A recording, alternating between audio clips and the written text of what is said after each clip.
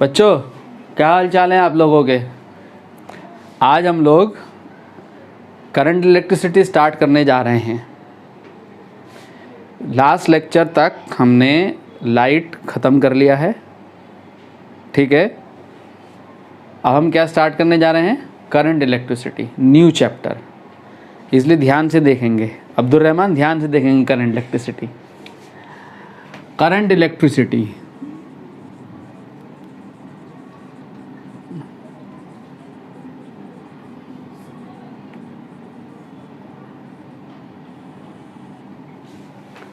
इसमें क्या पढ़ते हैं बच्चों?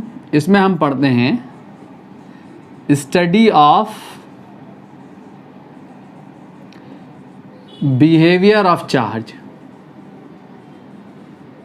Study of behaviour of charge, particularly electron, ठीक है। इलेक्ट्रॉन का बिहेवियर इन मोशन।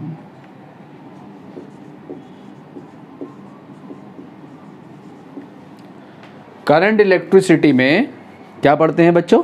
क्या पढ़ते हैं Adiba? Study of behaviour of charge in motion, ठीक है, इज द करंट इलेक्ट्रिसिटी। हमने इलेक्ट्रिकल कंडक्शन के पॉइंट ऑफ व्यू से जो हमारे पास अवेलेबल मटेरियल हैं ऑन अर्थ, जितने भी मटेरियल्स हैं अर्थ पे जो अवेलेबल मटेरियल्स हैं, इलेक्ट्रिकल कंडक्शन के पॉइंट ऑफ व्यू से हमने सारे के सारे मटेरियल्स को 3 कैटेगरी में डिवाइड किया हुआ है। वो 3 कैटेगरी क्या क्या हैं? फर्स्ट कैटेगरी है कंडक्टर्स, दूसरी है सेमी कंडक्टर्स एंड थर्ड है इंसुलेटर्स। 3 मटेरियल्स हैं इलेक्ट्रिकल कंडक्शन के पॉइंट ऑफ व्यू से। एक बार और सुन लें, conductors, semi conductors and insulators. Semi conductors वो मटेरियल्स हैं, सबसे पहला मटेरियल हम देखें कंडक्टर्स। कंडक्टर्स वो मटेरियल्स हैं जिनमें लार्ज क्वांटिटी में फ्री इलेक्ट्रॉन्स होते हैं, जिनमें लार्ज क्वांटिटी में फ्री इलेक्ट्रॉन्स होते हैं। तो जब हम कंडक्टर के अक्रॉस पोटेंशियल डिफरेंस जनरेट करते हैं, तो पोटेंशियल डिफरेंस जनरेट करने की वजह से इन फ्री इलेक्ट्रॉन्स का मूवमेंट स्टार्ट हो जाता है। And movement of free electrons या movement of charge constitute electric current, ठीक है। चार्ज का movement constitute electric current, positive charge हो या नेगेटिव चार्ज हो, दोनों चार्जेस जब भी फ्लो में होंगे, जब भी मोशन में होंगे, तो इलेक्ट्रिक करंट फ्लो कर रही होगी। तो कंडक्टर्स वो मटेरियल हैं जिनके थ्रू इलेक्ट्रिकल कंडक्शन या इलेक्ट्रिक करंट का फ्लो बहुत आसानी से, बहुत ईजीली होता है, ठीक है। कौन है वो कंडक्टर्स की कैटेगरी में? कौन से मटेरियल्स आते हैं? All metals. कौन आते हैं? All metals. सारे के सारे मेटल्स जो है वो are good conductors of electricity, ठीक है। दूसरे जो मटेरियल है हमारे पास वो हैं सेमी कंडक्टर्स। कौन है? कौन है Abdul Rahman? Semi conductors. Semi conductors वो मटेरियल्स हैं जिनमें मॉडरेट क्वांटिटीज़ में, बहुत ज़्यादा लार्ज क्वांटिटी में ना होकर मॉडरेट क्वांटिटीज़ में चार्ज कैरियर्स फ्री होते हैं, इलेक्ट्रॉन्स फ्री होते हैं, free to move into the material, ठीक है। जब तक इलेक्ट्रॉन फ्री नहीं होगा मटेरियल में मूवमेंट के लिए, तब तक करंट कंडक्ट नहीं करेगी। तो सेमी कंडक्टर में मॉडरेट क्वांटिटीज़ में होते हैं फ्री चार्ज जो फ्री या फ्री इलेक्ट्रॉन्स मॉडरेट क्वांटिटीज़ में होते हैं, तो वहाँ मॉडरेट करंट फ्लो करती है। और इंसुलेटर्स वो मटेरियल हैं जिनमें इलेक्ट्रॉन्स, वैलेंस ऑर्बिट के इलेक्ट्रॉन्स टाइटली बाउंड रहते हैं न्यूक्लियस के साथ, यानी फ्री इलेक्ट्रॉन्स अवेलेबल नहीं होते इलेक्ट्रिकल कंडक्शन के लिए, ठीक है। तो जब हम लार्ज पोटेंशियल डिफरेंस अप्लाई करते हैं तो तब भी जो है उनके थ्रू करंट का फ्लो नहीं होता। जैसे मेरे हाथ में ये जो मार्कर है, ये इंसुलेटर है, ये इंसुलेटिंग मटेरियल है, इसके थ्रू करंट फ्लो नहीं करेगी, प्लास्टिक है, बिकॉज इसमें फ्री इलेक्ट्रॉन्स अवेलेबल नहीं हैं। तो करंट तब फ्लो करती है जब चार्ज का मूवमेंट होता है, फ्लो होता है। कोई सा भी चार्ज फ्लो करे, पॉजिटिव चार्ज फ्लो करे या नेगेटिव चार्ज फ्लो करे, तो चार्ज का फ्लो कॉन्स्टिट्यूट इलेक्ट्रिक करंट, ठीक है बच्चों। तो हम यहाँ पर इस चैप्टर में चार्ज के बिहेवियर को पढ़ने जा रहे हैं मोशन में। तो सबसे पहले हम थोड़ा सा इंट्रोडक्शन चार्ज के बारे में देखते हैं, ठीक है।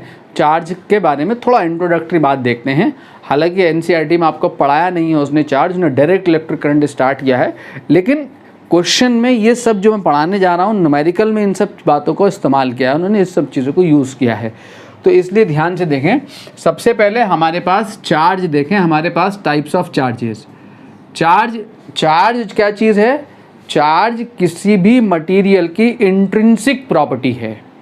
चार्ज किसी भी मटेरियल की इंट्रिंसिक प्रॉपर्टी है। जैसे मास इंट्रिंसिक प्रॉपर्टी है, वैसे ही चार्ज भी इंट्रिंसिक प्रॉपर्टी है, ठीक है बच्चों। तो charge is an intrinsic property of matter या material. Charge is an intrinsic property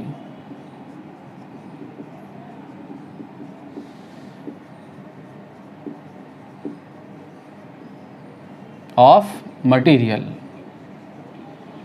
हर एक मटेरियल में चार्ज ज़रूर होगा, याद रखें। कितना भी स्मॉल से स्मॉल अमाउंट क्यों ना ले लें आप, उसमें चार्ज ज़रूर होगा, ठीक है।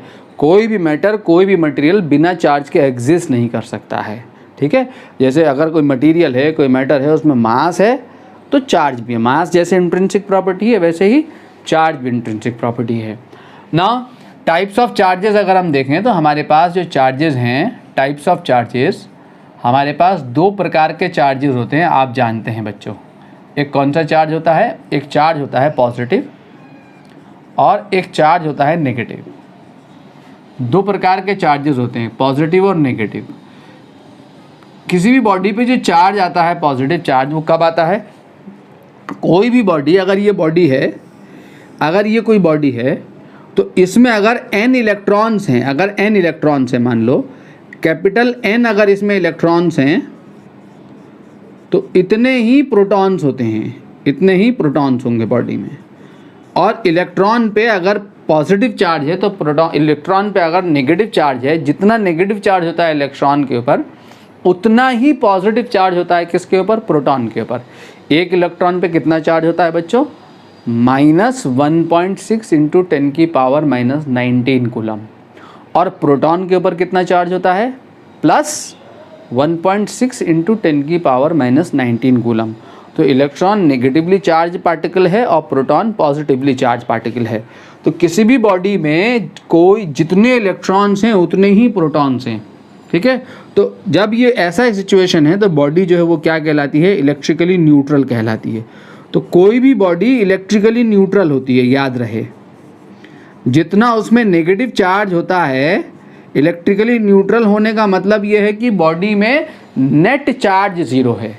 इलेक्ट्रिकल न्यूट्रल होने का मतलब ये नहीं है कि बॉडी में चार्ज नहीं, बॉडी में चार्ज तो है बट नेट ज़ीरो है। मीन्स जितना उसमें नेगेटिव चार्ज है उतना ही उसके अंदर पॉजिटिव चार्ज है, ठीक है। तो net charge in the body जो है वो क्या है? ज़ीरो है, ठीक है। इलेक्ट्रिकली न्यूट्रल होने का मतलब ये है। बॉडी के ऊपर चार्ज कब आता है? बॉडी के ऊपर चार्ज तब आता है जो प्रोटॉन हैं ये न्यूक्लियस के अंदर टाइटली बाउंड होते हैं। प्रोटॉन न्यूक्लियस से निकल के नहीं जा सकते बच्चों, ठीक है। तो प्रोटॉन तो न्यूक्लियस के अंदर होते हैं। कौन होते हैं? बाहरी ऑर्बिट में कौन घूम रहे होते हैं? ऑर्बिट में इलेक्ट्रॉन्स। तो जो सबसे बाहरी ऑर्बिट के जो इलेक्ट्रॉन्स हैं उनको हम वैलेंस इलेक्ट्रॉन कहते हैं, ठीक है। वो वैलेंस इलेक्ट्रॉन जब न्यूक्लियस के साथ अपने इंट्रैक्शन को लूज करके वो इलेक्ट्रॉन फ्री हो जाते हैं। फ्री होने का मतलब या वो न्यूक्लियस के इंट्रैक्शन को लूज करके या वो इलेक्ट्रॉन मटेरियल से बाहर निकल जाते हैं। तो बॉडी जो है प्रोटॉन को लूज नहीं करती, प्रोटॉन को गेन नहीं करती। किसको लूज करती है? इलेक्ट्रॉन्स को लूज करती है, इलेक्ट्रॉन को गेन करती है, ठीक है। अगर बॉडी से अगर 10 इलेक्ट्रॉन बॉडी ने लूज कर दिए, कितने लूज कर दिए? 10 इलेक्ट्रॉन्स लूज कर दिए। मान लो सपोज कितने कहा मैंने?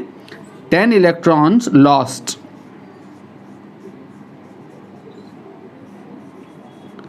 अगर बॉडी 10 इलेक्ट्रॉन लॉस करेगी तो क्या होगा? 10 इलेक्ट्रॉन लॉस करने पे बॉडी में जो इलेक्ट्रॉन बचेंगे कितने बचेंगे? n-10। n में से 10 कम कर दो और प्रोटॉन उतने ही रहेंगे, प्रोटॉन में कोई चेंज नहीं आता, ठीक है। तो n-10 इलेक्ट्रॉन से को n-10 प्रोटॉन न्यूट्रलाइज कर देंगे, तो बॉडी में एक्सेस में क्या बचा रह जाएगा, बॉडी में ज़्यादा क्या बचा रहेगा, प्रोटॉन बचा रहेगा। तो बॉडी जब इलेक्ट्रॉन को लूज़ करेगी, तो क्या होगा, बॉडी पे 1 2 3 4 5 6 7 8 9 10 पॉजिटिव चार्ज आएगा प्लस 10e, ठीक है।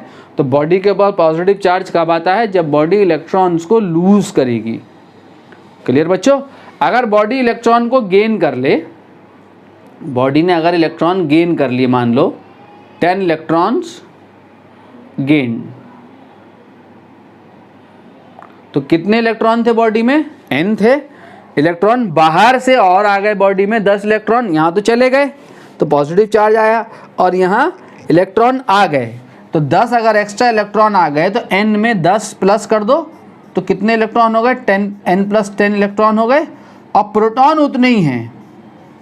तो बॉडी में क्या आ गया, एक्स्ट्रा नेगेटिव चार्ज आ गया। जब एक्स्ट्रा नेगेटिव चार्ज आ गया तो ये बॉडी नेगेटिवली चार्ज हो जाएगी, ठीक है। तो बॉडी जब इलेक्ट्रॉन को लूज़ करेगी तो उसके ऊपर कौन सा चार्ज होगा, पॉजिटिव चार्ज होगा, और जब इलेक्ट्रॉन को गेन करेगी तो उसके ऊपर कौन सा चार्ज आएगा, नेगेटिव चार्ज आएगा। बहुत बेसिक फंडामेंटल बात है, ये आप जानते हैं, ठीक है। वही बेसिक फंडामेंटल बातों को मैं रिकॉल करा रहा हूँ, ठीक है। इसके बाद हम देखें यूनिट ऑफ चार्ज बच्चों। यूनिट ऑफ चार्ज, चार्ज की जो SI यूनिट है, जो इंटरनेशनल यूनिट है, जो ग्लोबली हम यूज़ करते हैं, वो है कूलम। चार्ज की SI यूनिट जो है वो कूलम है, जिसको डिनोट किया जाता है C से, ठीक है। Coulomb is the SI unit of charge, याद रखेंगे। क्लियर। और जो CGS यूनिट है, चार्ज की जो CGS यूनिट है वो है स्टैट कूलम, या स्टैट कूलम ना कह के आप इसको ESU ऑफ चार्ज कह लो। ESU मतलब electrostatic unit. ESU is the CGS unit of charge. इसका एक और नाम होता है इस यूनिट का, क्या नाम होता है बच्चों, फ्रैंकलिन। क्या नाम होता है, फ्रैंकलिन। जोर से बोलेंगे, क्या होता है, फ्रैंकलिन, ठीक है। और 1 coulomb is equal to 3 into 10⁹ ESU।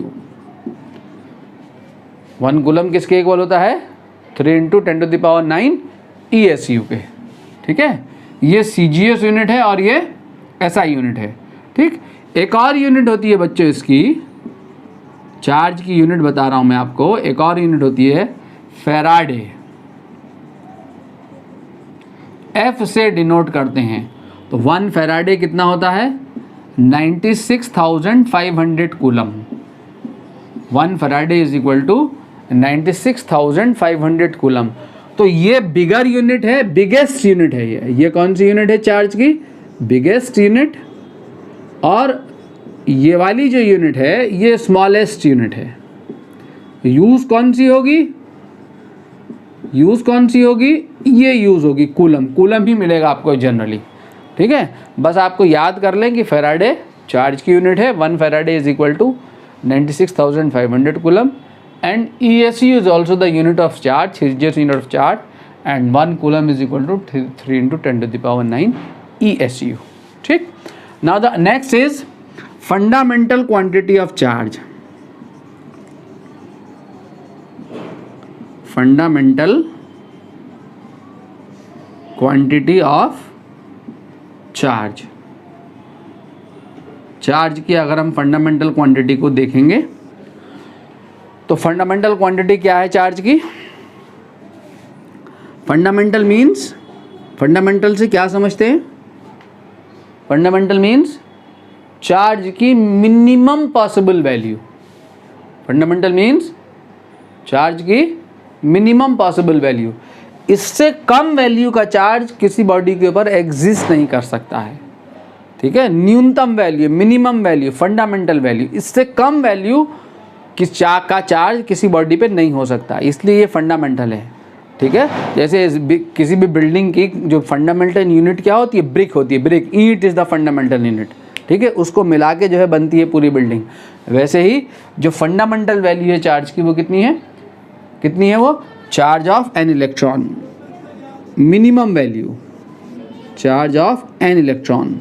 इससे कम वैल्यू का चार्ज किसी बॉडी के ऊपर नहीं हो सकता। ई से इसको डिनोट करते हैं, जिसकी वैल्यू कितनी होती है 1.6 इंटू 10⁻⁻19 कूलम, प्लस पॉजिटिव या नेगेटिव। ठीक है, पॉजिटिव या नेगेटिव साइन तो अकॉर्डिंगली बॉडी ने एक इलेक्ट्रॉन को लूज़ किया या एक इलेक्ट्रॉन को गेन किया उसके अकॉर्डिंग आता है। अगर बॉडी एक इलेक्ट्रॉन को लूज़ करेगी तो उसके ऊपर प्लस 1.6 इंटू 10⁻⁻19 कूलम चार्ज होगा, और अगर एक इलेक्ट्रॉन को गेन करेगी तो उसके ऊपर कितना चार्ज होगा, -1.6 into 10⁻⁻19 coulomb. This is the smallest value of charge जो किसी भी बॉडी के ऊपर इंडिपेंडेंट स्टेट में एग्जिस्ट करेगा, और यही वो वैल्यू है स्मॉलेस्ट वैल्यू चार्ज की जो इलेक्ट्रिकल कंडक्शन में पार्टिसिपेट करेगी। मिनिमम वैल्यू इतना पार्टिसिपेट करेगी। ठीक है, क्योंकि आधा इलेक्ट्रॉन नहीं होता कि आधा इलेक्ट्रॉन फ्लो कर रहा है या आधा इलेक्ट्रॉन बॉडी से गया, ऐसा नहीं हो। कम से कम 1 2 3 4 5 6 7 8 इंटीजर नंबर में इलेक्ट्रॉन जा रहे होंगे बॉडी से, इंटीजर नंबर में आ रहे होंगे। ठीक है, तो मिनिमम वैल्यू जो है फंडामेंटल वैल्यू कितनी है 1.6 इंटू 10⁻⁻19 कूलम। ठीक है, तो आपको जो है थोड़ा थोड़ा बता रहा हूँ मैं यहाँ पर, ताकि जो है चार्ज के बारे में कुछ आइडिया हो जाए। हालांकि स्टार्ट हुआ है डायरेक्टली करंट, इस करंट पे में अभी हम पहुँचने वाले हैं।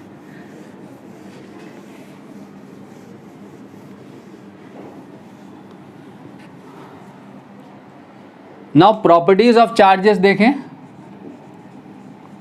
प्रॉपर्टीज ऑफ चार्ज,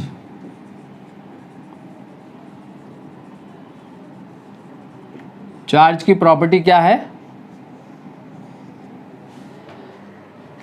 कि लाइक चार्जेस, लाइक या सेम चार्जेस क्या करते हैं, repel each other, repel each other, and unlike charges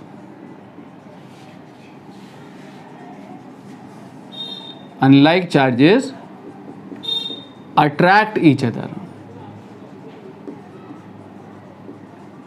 ठीक है, जो लाइक चार्जेस हैं वो क्या करते हैं, एक दूसरे को रिपेल करते हैं, और अनलाइक चार्जेस जो है वो क्या करते हैं, अट्रैक्ट करते हैं।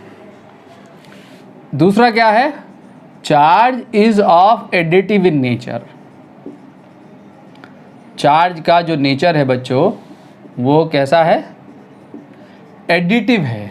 कैसा नेचर है, एडिटिव। एडिटिव नेचर मीन्स अगर आपने 5 कूलम में 2 कूलम को प्लस किया तो कितना आएगा 7 कूलम, और 5 कूलम से आपने 2 कूलम माइनस किया तो कितना आएगा 3 coulomb.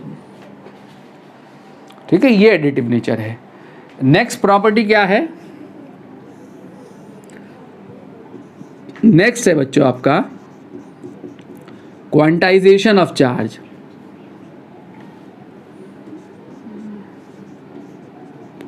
Quantization of charge, quantization से क्या मतलब है कि क्वांटाइजेशन प्रिंसिपल ये कहता है कि द मिनिमम और fundamental value of charge is, the minimum और फंडामेंटल वैल्यू, मिनिमम और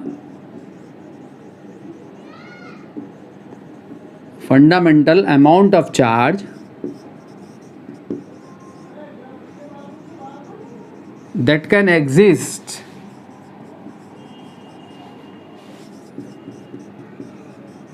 on body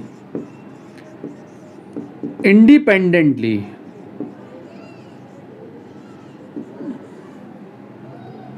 is charge of an electron, charge of an electron, E। ठीक है, कितना होता है E? E is equal to 1.6 into 10⁻⁻19 coulomb. किसी भी बॉडी के ऊपर जो चार्ज इंडिपेंडेंट स्टेट में एग्जिस्ट करेगा, मिनिमम अमाउंट ऑफ चार्ज वो कितना होगा, 1.6 इंटू 10⁻⁻19 कूलम होगा। अब क्वांटाइजेशन प्रिंसिपल क्या है? क्वांटाइजेशन प्रिंसिपल ये है कि ये कहता है कि चार्ज ऑन द बॉडी, किसी भी बॉडी पे जो टोटल चार्ज होगा, charge on the body, total charge on the body is always, total charge on the body is always in the integer multiple of E.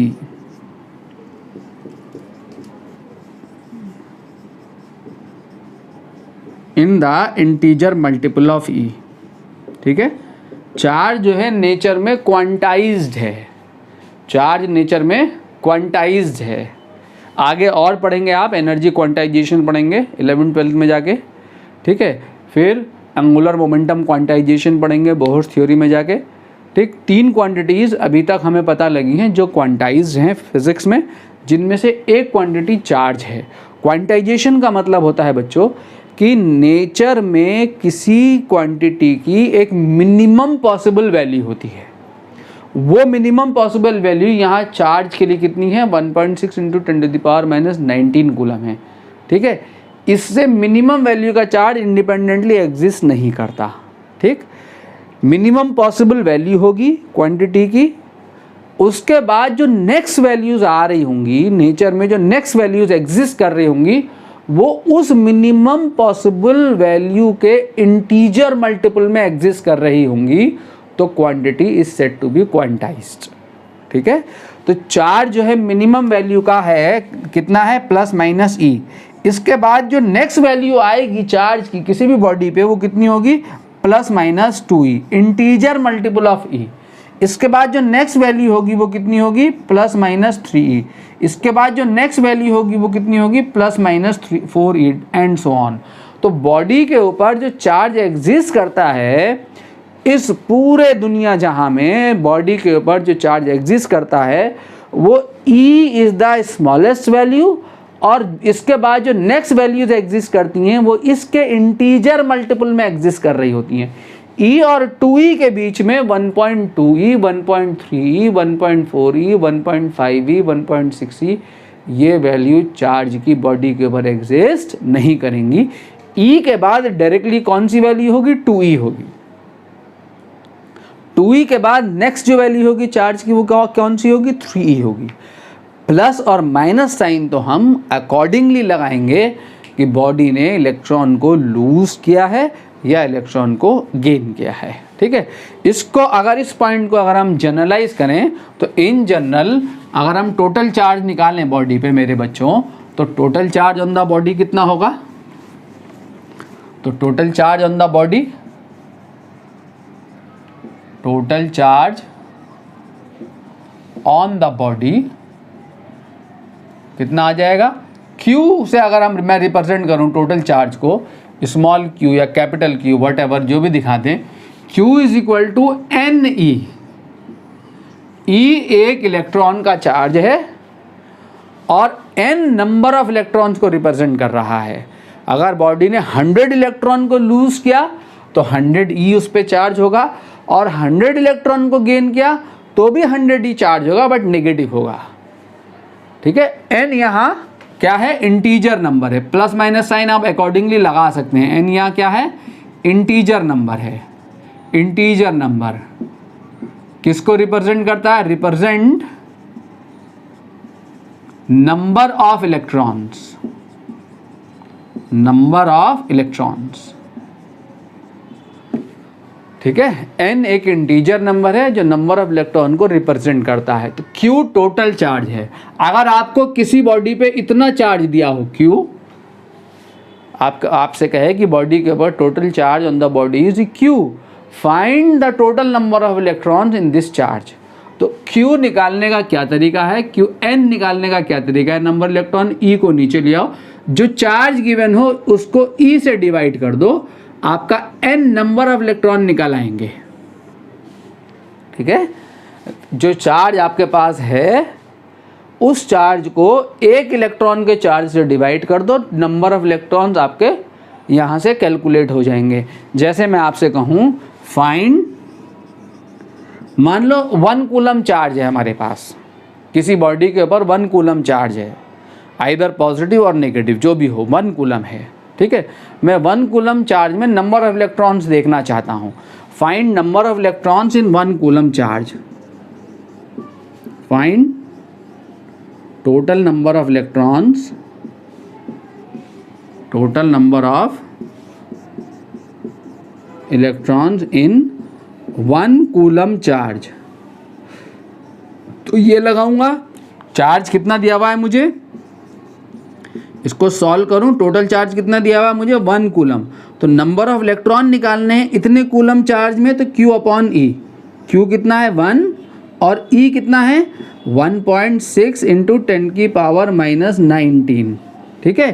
10 की power minus 19 ऊपर जाके 10 की power plus 19 हो गया, और 1 अपॉन 1.6 करोगे तो ये आएगा 0.625,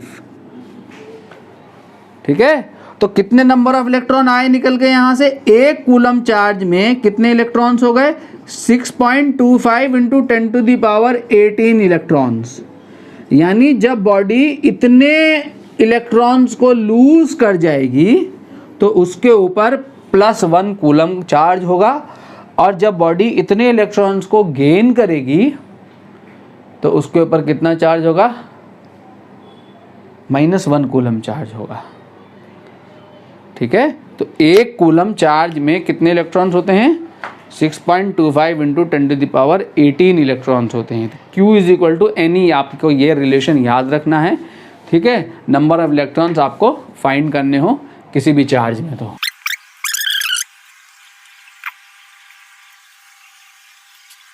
ये क्वेश्चन आप मुझे करके दिखाएंगे, find total number of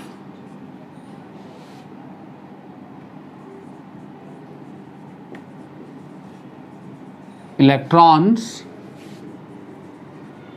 in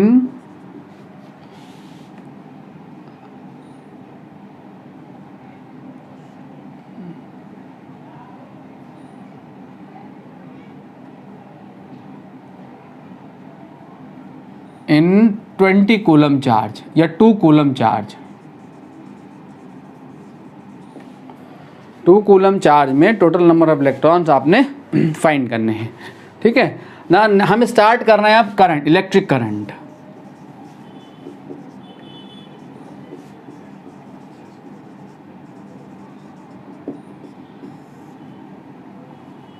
किसे कहते हैं electric current?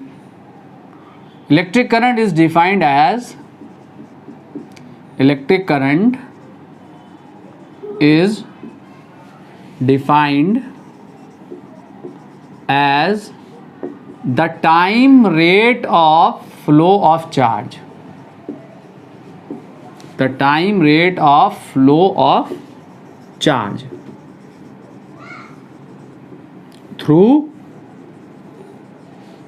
a cross section of wire,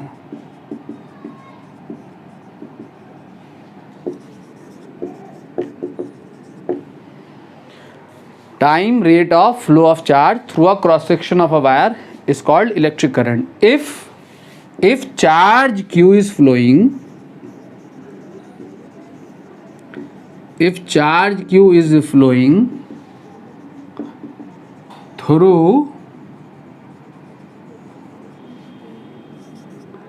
a cross section of wire in t second, in time t, T time में किसी वायर के क्रॉस सेक्शन से टोटल कितना चार्ज फ्लो करके गया है, Q फ्लो करके गया है। देन इलेक्ट्रिक करंट हमें यहाँ निकालनी हो तो इलेक्ट्रिक करंट क्या होगी मेरे बच्चों? इलेक्ट्रिक करंट हो जाएगी I is equal to Q upon t, charge flowing per second, charge flowing per second through the cross section of the wire. अगर Q चार्ज फ्लो किया है इतने टाइम में किसी भी वायर के क्रॉस सेक्शन, किसी भी वायर के इस क्रॉस सेक्शन से टोटल Q चार्ज पास किया इतने टाइम में, तो कितनी करंट फ्लो कर रही है, charge flowing per second is the electric current.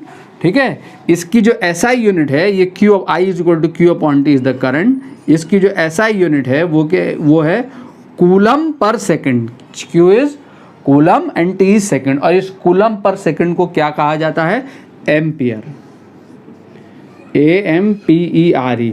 याद रखेंगे ये साइंटिस्ट के नेम पर है यूनिट एम्पियर। इसको कभी भी कैपिटल A नहीं लिखेंगे, कैपिटल A हमेशा नेम को लिखा, किसी का आपने नाम लिखना हो तो कैपिटल A से लिखते हैं, लेकिन जब नाम को किसी साइंटिस्ट के नाम को एज अ यूनिट यूज़ किया जाता है तो उस लेटर को कैपिटल से ना लिख के स्मॉल लिखा जाता है। ये बात आप याद रखेंगे। इसकी यूनिट एम्पियर है और इसके लिए जो एब्रीविएशन हम यूज़ करते हैं वो यूज़ करते हैं कैपिटल A। अगर स्मॉलर यूनिट हम देखेंगे, स्मॉलर करंट के लिए यूनिट देखेंगे तो हम जनरली 1 मिली एम्पियर लेते हैं। 1 मिली एम्पियर का मतलब कितना होगा, 10⁻³ एम्पियर, और 1 माइक्रो एम्पियर भी ले रहे होते हैं। 1 माइक्रो एम्पियर का मतलब कितना होगा, 10⁻⁶ एम्पियर। तो ampere is the unit of electric current.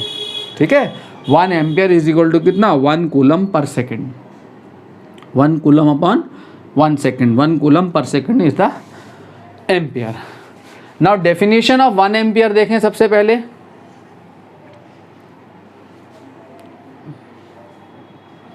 Definition of 1 ampere,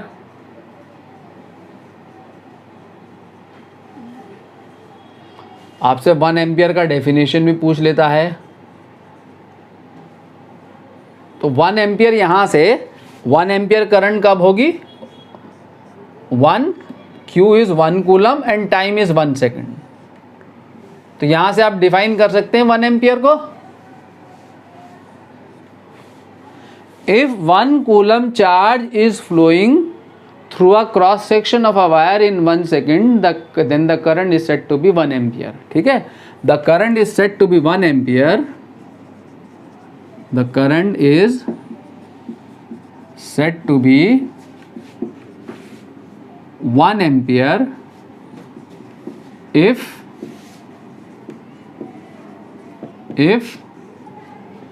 1 coulomb charge, if 1 coulomb charge is flowing through a cross section of wire in 1 second.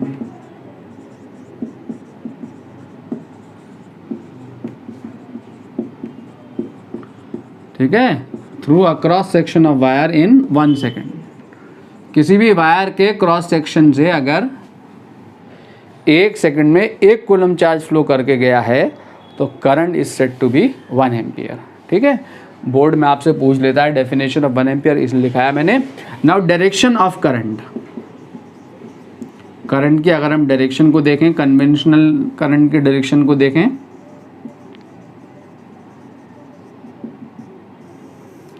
क्या है करंट की डायरेक्शन, कि electric current flows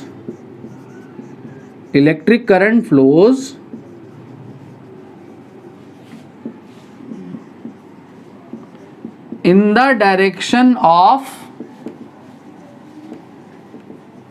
direction of flow of positive charge। कहाँ flow करती है electric current, in the direction of flow of positive charge. अगर positive charge इधर को फ्लो करके गया, मान लो ये पॉजिटिव चार्ज है, ये पॉजिटिव चार्ज का मूवमेंट है, कहाँ फ्लो होता है पॉजिटिव चार्ज का, इलेक्ट्रोलाइट्स में। जो इलेक्ट्रोलिटिक सॉल्यूशन है, पॉजिटिव चार्जेस, पॉजिटिव आयन जिनको कैटायंस कहते हैं और नेगेटिव आयन्स जिनको एनायंस कहते हैं, तो पॉजिटिव आयन्स और नेगेटिव आयन्स मूव कर रहे होते हैं इन इलेक्ट्रोलिटिक सॉल्यूशन। ठीक है, तो पॉजिटिव और नेगेटिव आयन्स दोनों के मूवमेंट की वजह से इलेक्ट्रिक करंट फ्लो करती है। तो पॉजिटिव चार्ज अगर फ्लो करेगा, इस डायरेक्शन में अगर पॉजिटिव चार्ज फ्लो कर रहा है तो उसी डायरेक्शन में इलेक्ट्रिक करंट फ्लो कर रही होगी। तो इलेक्ट्रिक, ये कन्वेंशनल डायरेक्शन है करंट की, इसको कन्वेंशनल करंट भी कहते हैं, कन्वेंशन है ये।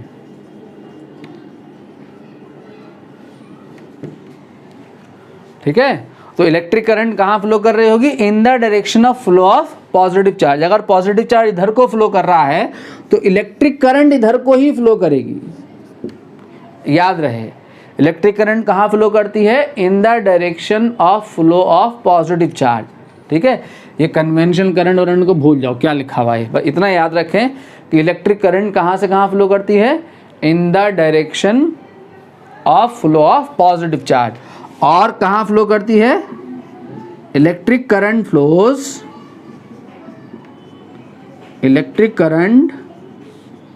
Flows in the direction opposite to the flow of negative charge। Negative charge के फ्लो के अपोजिट मीन्स अगर आपका ये माइनस चार्ज है, अगर ये नेगेटिव चार्ज फ्लो कर रहा है, ये नेगेटिव चार्ज का फ्लो इस डायरेक्शन में है, तो इलेक्ट्रिक करंट आपकी कहाँ जा रही होगी? इसके अपोजिट फ्लो हो रहा होगा इलेक्ट्रिक करंट का। ठीक है, तो जो आपका कॉपर का वायर है, कॉपर के वायर में अगर इस डायरेक्शन में करंट फ्लो कर रही है तो दिस मीन्स दैट इलेक्ट्रॉन्स का मूवमेंट कहाँ हो रहा है? अपोजिट, इलेक्ट्रॉन के फ्लो के अपोजिट। क्योंकि कॉपर वायर में जो इलेक्ट्रिक करंट फ्लो करती है वो किस वजह से फ्लो करती है? Due to the flow of electrons. और इलेक्ट्रॉन्स कौन से पार्टिकल्स हैं? निगेटिवली चार्ज पार्टिकल्स हैं। तो अगर इलेक्ट्रिक करंट इस डायरेक्शन में मूव कर रही है तो इसका मतलब इलेक्ट्रॉन का मूवमेंट कहाँ हो रहा है? अपोजिट हो रहा है। ठीक है, या यूँ कहें, अगर आपको इलेक्ट्रॉन का मूवमेंट इस डायरेक्शन में दिया हुआ है वायर में, किसी वायर में, तो इलेक्ट्रिक करंट कहाँ जा रही होगी? उसके अपोजिट जा रही होगी। ठीक है बच्चों, याद रखेंगे कि electric current flows in the direction of flow of positive charge while in the direction opposite to the flow of negative charge. ठीक है, एक क्वेश्चन यहाँ देखें इलेक्ट्रिक करंट पे, फिर इलेक्ट्रिक करंट किस वजह से फ्लो करती है इसको अगली क्लास में देखेंगे हम पोटेंशियल के डिस्कशन में। फिलहाल अभी हमने सिर्फ इलेक्ट्रिक करंट को पढ़ा है। क्या है? 2 ampere current flows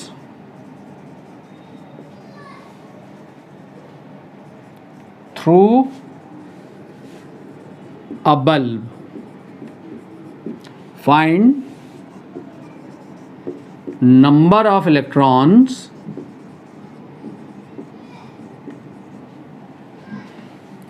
find first part है इसका, find electric charge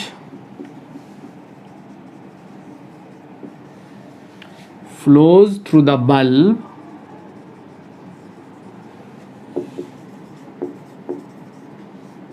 in 10 second. ठीक है, एक बल्ब के थ्रू 2 एम्पियर करंट पास हो रही है, 2 एम्पियर की करंट पास हो रही है। ठीक है, आपसे कह रहा है कि 10 सेकेंड में बताओ बल्ब से कितना चार्ज फ्लो करके गया।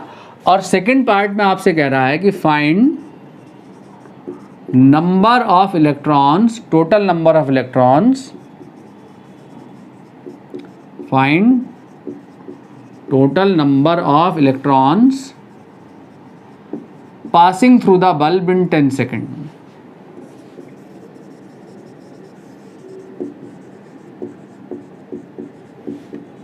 दस सेकेंड में बल्ब से पास होने वाले इलेक्ट्रॉन्स बताने हैं। यानी ये आपका बल्ब है, ये बल्ब है आपका, और इससे कितनी करंट पास कर रही है? 10 एम्पियर करंट पास कर रही है, सॉरी 2 एम्पियर करंट पास कर रही है। ये बल्ब ग्लो कर रहा है, कितनी करंट पास कर रही है बल्ब से? 2 एम्पियर। ठीक है, तो बताना है कि 10 सेकंड में इस बल्ब के थ्रू कितना चार्ज पास हो रहा होगा, और सेकंड पार्ट में बताना है कि कितने नंबर ऑफ इलेक्ट्रॉन्स इस बल्ब को क्रॉस करके जा रहे हैं। ठीक है, तो सबसे पहले हम फर्स्ट पार्ट करते हैं बच्चों। क्वेश्चन का फर्स्ट पार्ट क्या कह रहा है जरा देखें।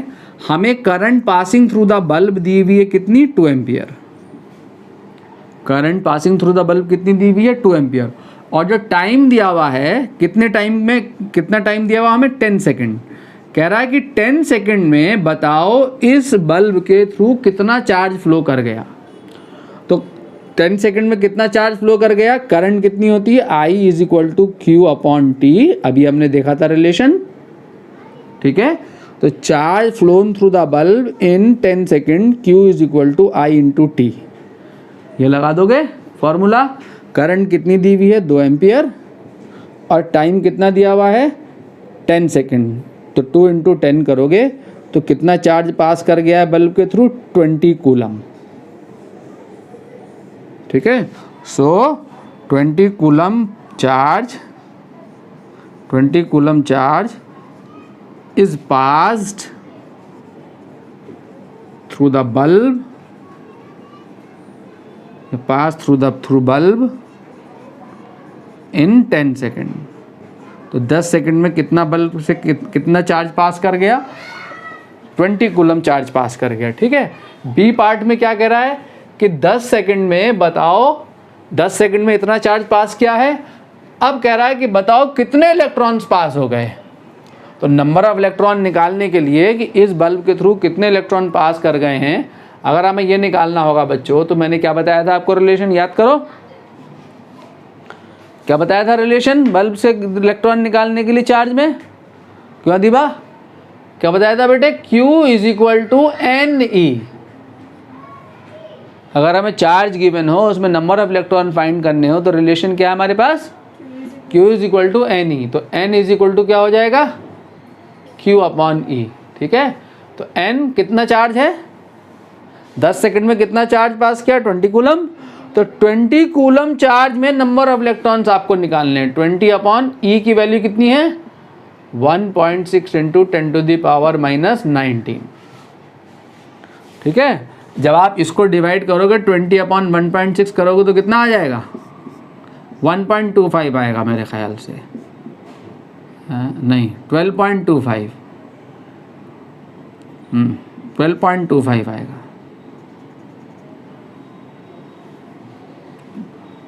12.5 into 10 to the power 19 electrons.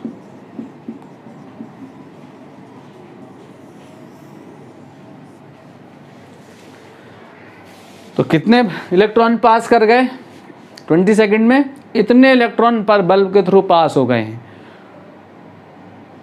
12.5 या you can say 1.25 into 10 to the power 20 electrons bulb के थ्रू कितने इलेक्ट्रॉन पास हो गए हैं, 1.25 into 10 to the power 20 electrons bulb से पास कर गए 10 सेकंड में। क्लियर बच्चों। तो अगली क्लास में यहाँ से आगे बढ़ेंगे, पोटेंशियल का डिस्कशन करेंगे, कुछ न्यूमेरिकल्स को और देखेंगे। आपके एनसीईआरटी में करंट से, ओनली करंट पर रिलेटेड जो न्यूमेरिकल हों वो आप सॉल्व कर लीजिए, जो नहीं बनेंगे मेरे से पूछ लीजिए। अगली क्लास में मिलते हैं।